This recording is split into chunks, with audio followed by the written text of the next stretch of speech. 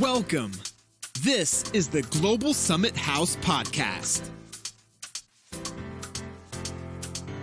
Catch power interviews and discussions with influential, inspiring, and powerful people.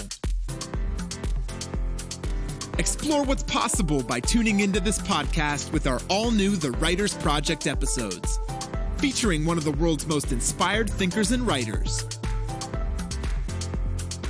Visit our website at www.globalsummithouse.com.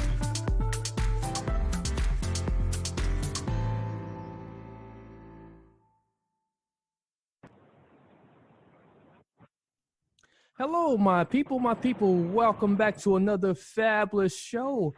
I'm your host, Marcus Hart. Today, we got another amazing guest that I'm truly blessed to be here to speak with, and it's going to be great because we're talking to the Colorado native himself, Jerry Kutler. He has a passion for horses and the Wild West, of course. He grew up in Aurora, where he used to ride his horse, Honey, on back roads along the Havana Street with his sister, Janet. He treated the ride across the plains, and then took off the saddles, and then from there, he took the horse back to the stables and treated them very happily. So he has this book where he shared that happiness, and this book is entitled The Whispering, and he's going to tell you much more about his wife and the 29 years that they spent together, and the roots and the fondness of the plains and of the West, and just much more. So I have Jerry on the phone here, and he's just dying to just burst out about this great summary of a book that we have. And Jerry, are you with us? Yeah, I'm here.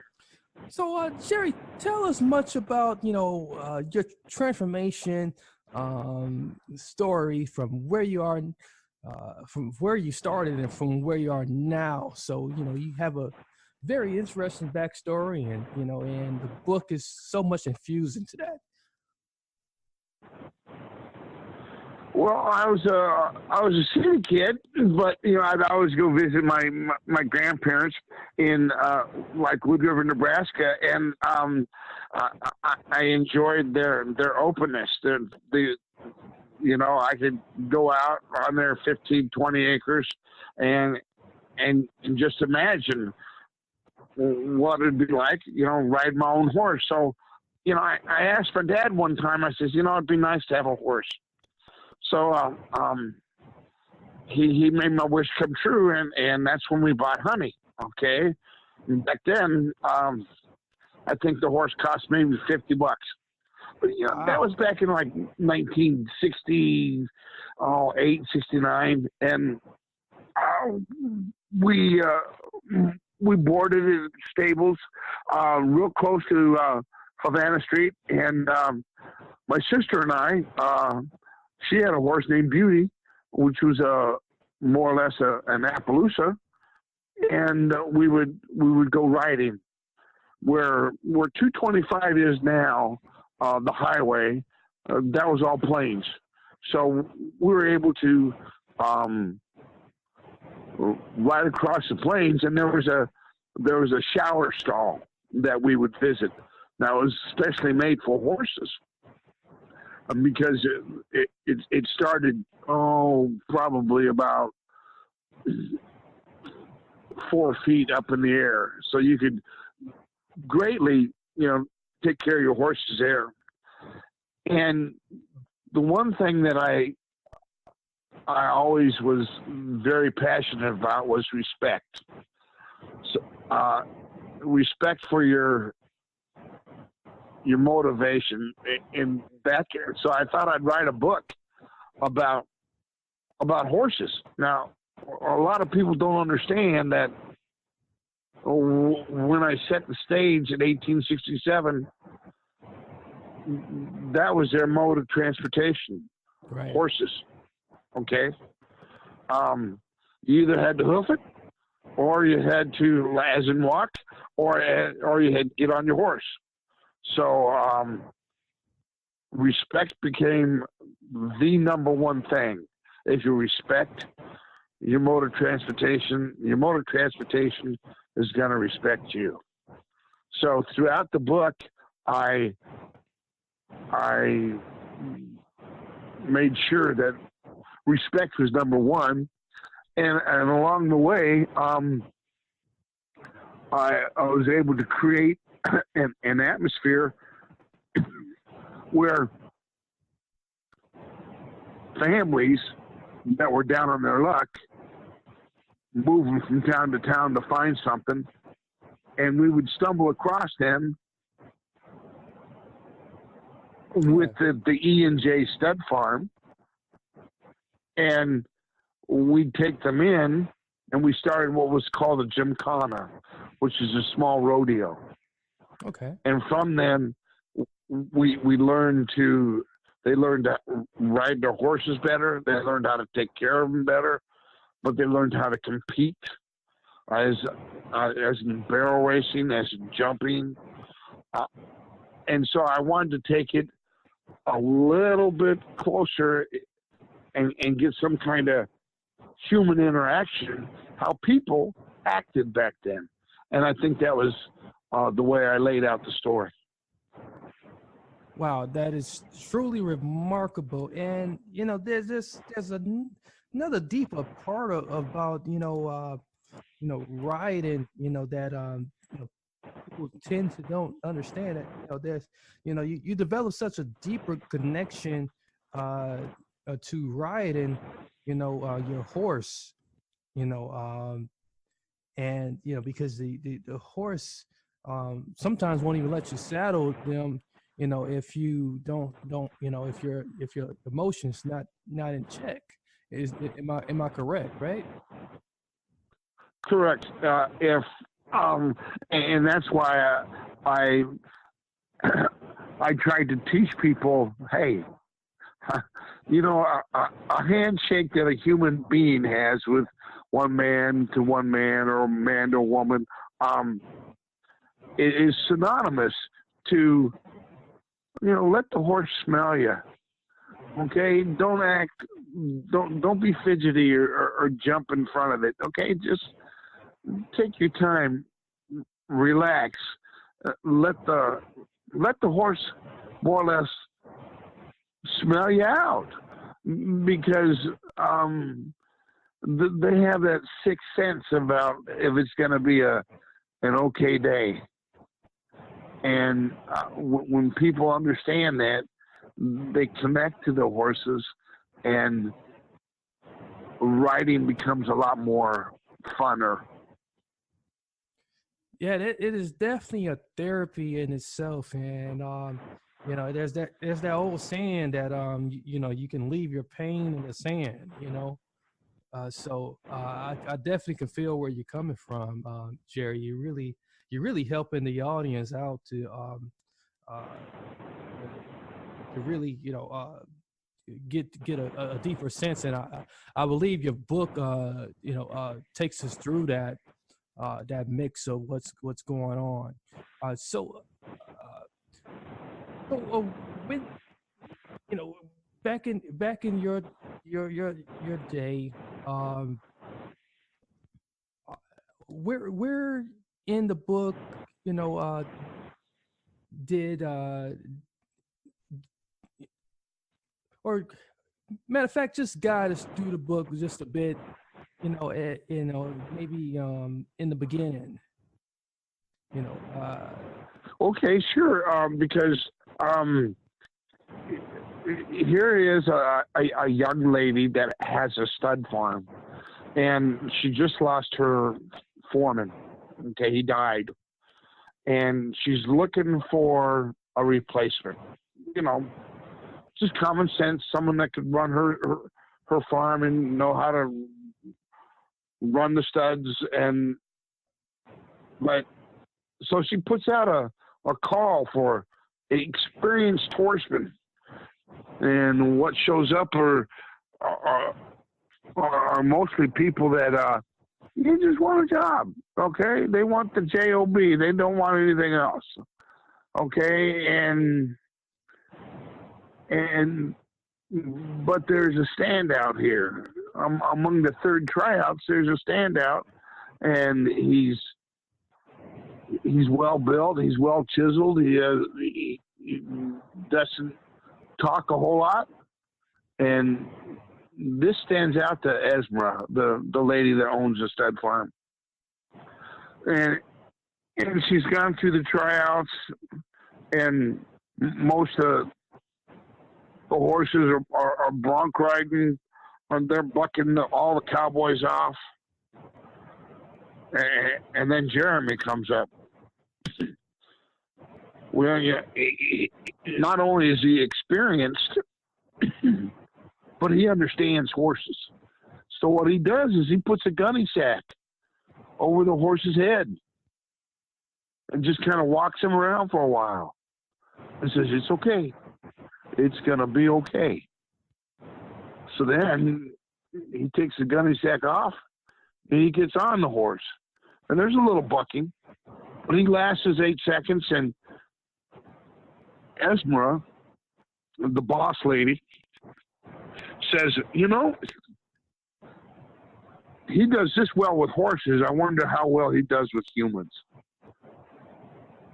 And she wants to say, you're hired immediately.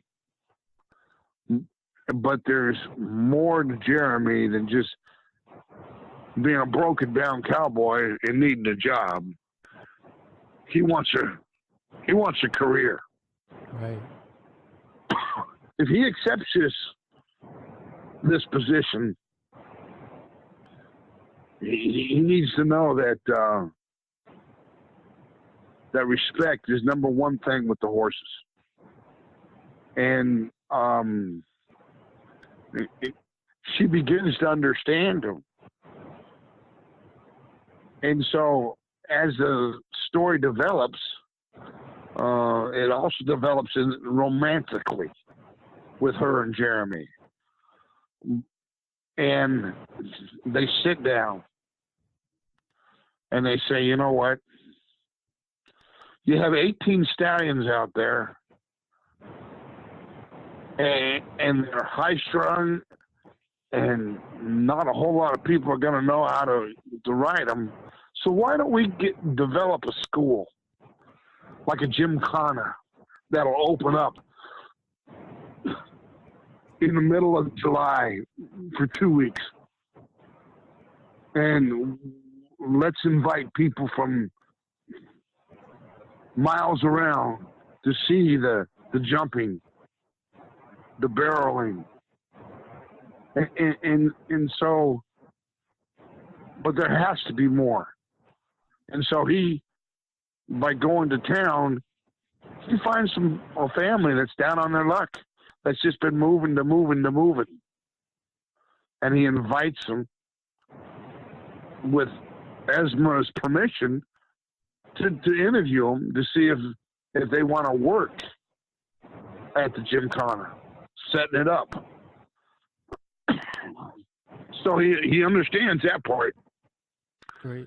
And Esmera interviews them, and they say, that's fine.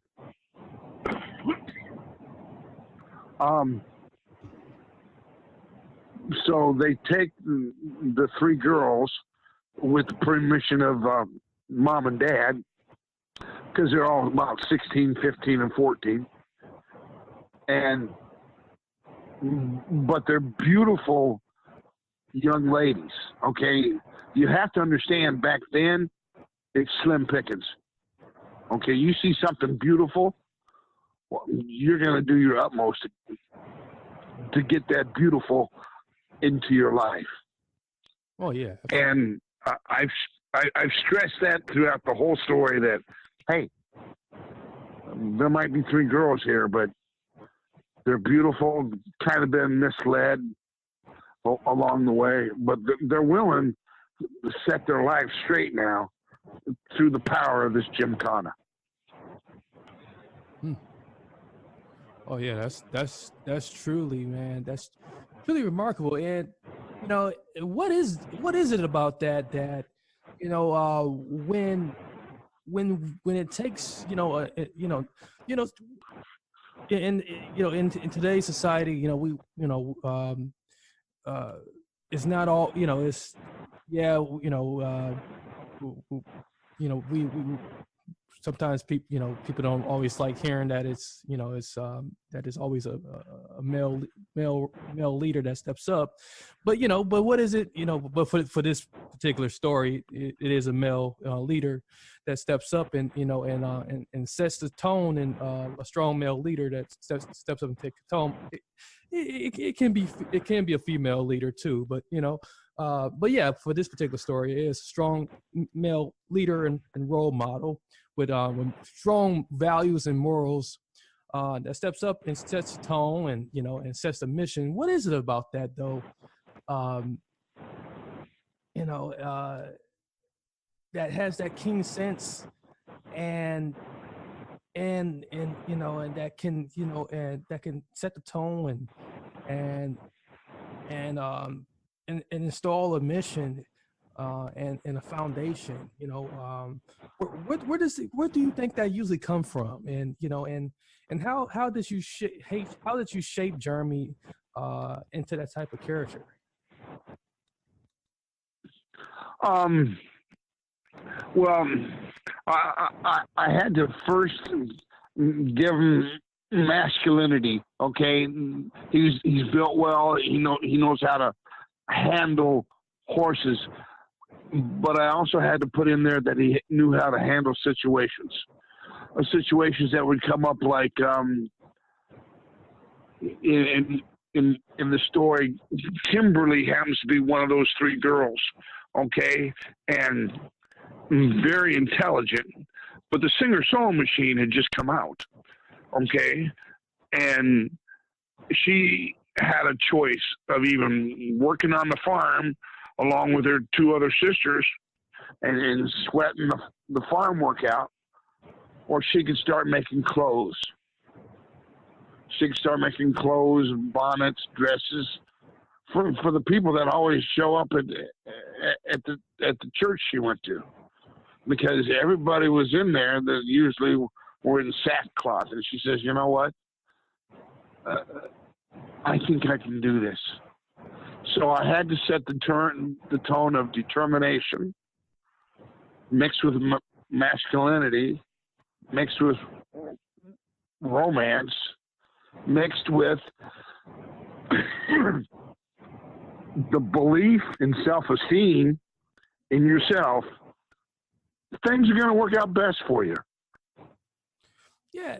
So Jeremy is the type of guy, you know, people will fall in love with, and you know, people would admire, and you know, and that is you know, real pure solid masculinity in itself, you know, and so and that is very acceptable for the culture. Um, and so yeah, we can definitely respect that, and we need more men like Jeremy, um, you know, in our lives. So that's pretty brilliant, you know, that you can shape them that way, with without them being, you know, appearing it, you know, to be, you know, as as pop culture today would, like, you know, try to trash him.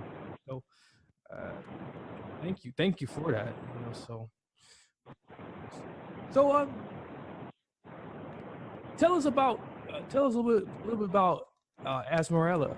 As is it the woman Esmera. Asmerella? Well, Esmera is Esmera's beautiful in every shape of the word. Okay, she looks nice, and she knows she looks nice, but she never takes that to the extreme. She knows she has power, but she never takes advantage of it. She knows how to be assertive, but not aggressive. the example that I give in there is she needs to, one of the farmers around there want to have stud fees with one of her stallions. And she says, sure, it'll cost $2,000. Well, $2,000 back then would be like $1 million today. Yeah. Okay, and so they had to be able to come up with that. He said, well, you know, I got a plan B. You know, you don't need to sweat this. And the plan B was have the stud fee reduced down to 2 years. Okay, that he could have a 2-year plan and to pay that $2,000 off. And they'd be able to, and it usually takes a year for a mare to foal, okay? And foal means being pregnant and giving birth, okay? So when I say foal, it usually takes about a year for a mare to develop the colt within her. Right. And so, okay, 2 years. So I'll at least have the pony for a year, and then I'll be able to, you know, by that time I'll be able to race it as a yearling. And okay, I can do that. And so she's able to work with people, and so she wants to teach the girls that she's brought into the farm or the ranch. Hey, you always got to protect yourself and be number one for yourself, because you got to love yourself for who you are and go forward. And she teaches that through the book, because there's more than just those 3 women that come on board through that. But those 3 women are the crutch of the book. They, in their identification with Jeremy, because they see Jeremy as a strong individual, he sets out to get what he wants. He smooths everything over with respect, and he knows how to talk to people. He doesn't talk at people, he talks to people. But that wasn't enough for me. Right. I had to add music.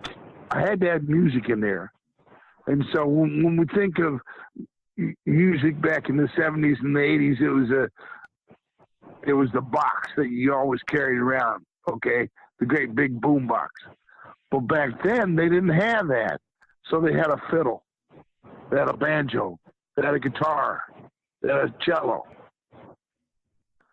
And they were able to do barn dances and raising the barns back then, because we had 4 people that knew their business around music. And nothing brings people together better than a good concert. Yeah, that's that's pretty exciting, man. And it's like traveling through time as you read this book, and you know it's pretty educational almost, and you know you can really pick up on some different things that, you know, if you read deeply into it, you'd be pretty amazed by the story. You know, you put together a good book read. Now I got another good question for you. You know, as we get close in on time, as you was writing this book, and maybe after you put it down and you completed it,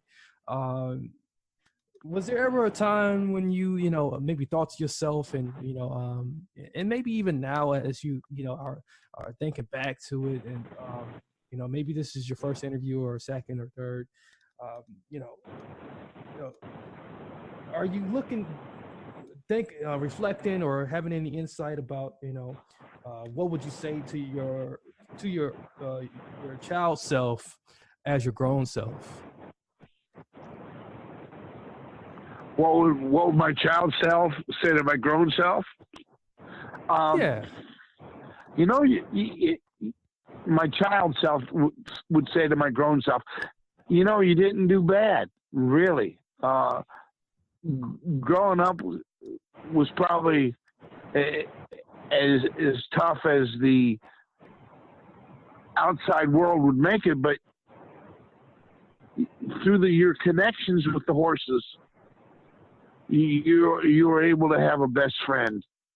Through the connections with the people, through the horses, you were able to develop trust.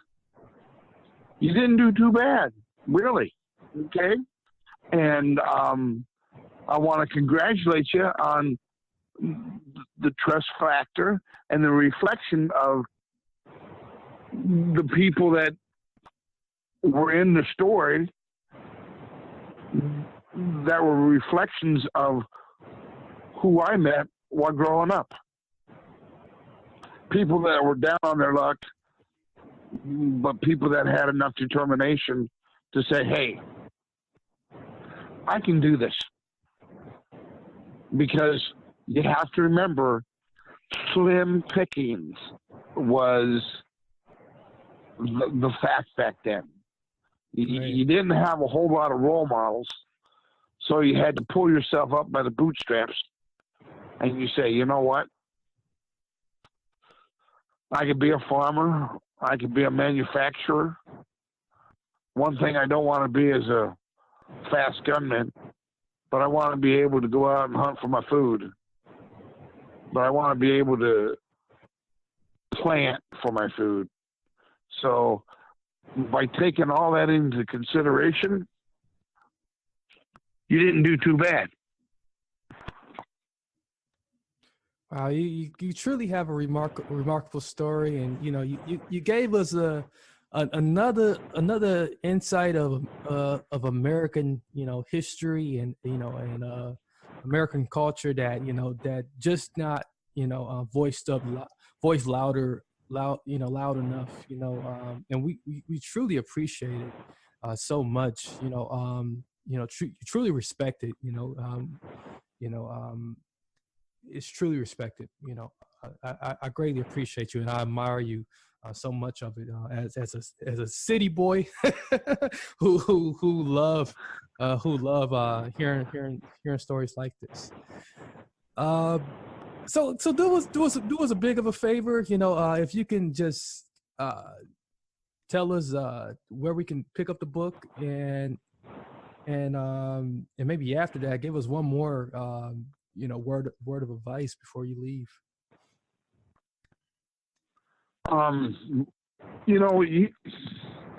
You have to believe in yourself, okay?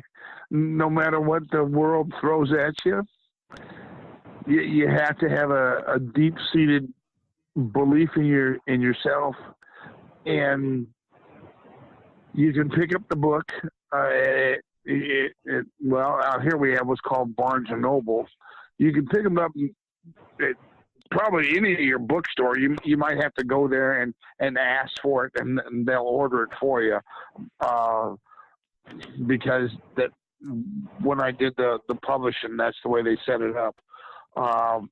But Barnes and Noble out here in Iowa, at any bookstore that's been around for a while, go in there and ask, hey, do you have Whispering? And there's another one that I wrote too that's called Tailor Made, and it goes with Whispering. Nice. Well, we greatly appreciate you so much, Jerry. You definitely been such a joy and a pleasure here today. If you ever do anything in the future, feel free to drop by and just give us your salutation. We'll surely appreciate it. Do hold the line here. I'm going to close the show here. So once again, ladies and gentlemen, and by chance, I did pronounce your last name right, Kutler, right? Kutler, just like Kutler, but with a K. Kutler. Yeah. It's Kutler. Okay, so yeah, I think I did say that right at the beginning. So I just want to do a double check on that. So it is Jerry Kutler, ladies and gentlemen. So Jerry Kutler, just in case I didn't say that right at the beginning. So Jerry Kutler is who I'm speaking with. He's the author of the book Whispering. So make sure you do pick up that book. It is a wonderful read. Something you can read for the ages and pass along to your children and their children's children. Buy for a friend, buy for an associate, or anyone. So until next time, I'm your host, Marcus Hart. This has been another amazing episode. So make sure you pass along this episode as well. Many blessings, peace, and lots of love. You've reached the end of another episode of the Global Summit House podcast. Subscribe to our podcast on Spotify, Podbean, iHeartRadio, iTunes, or Google Play. Connect with us at globalsummithouse.com. See you on the next episode.